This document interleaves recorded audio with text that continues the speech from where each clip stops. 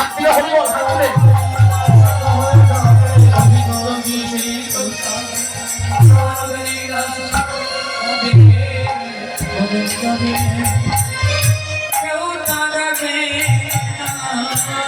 ভক্তগণ, এই যে আপনারা কাঁদলেন না, এই কাঁদার কারণে আপনারা যারা কীর্তনের আয়োজনে আছেন আপনাদের কীর্তনটা পরিপূর্ণ হয়ে যাবে।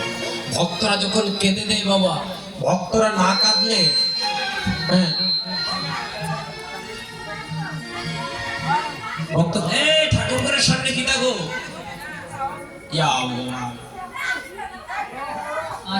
আসি দেব।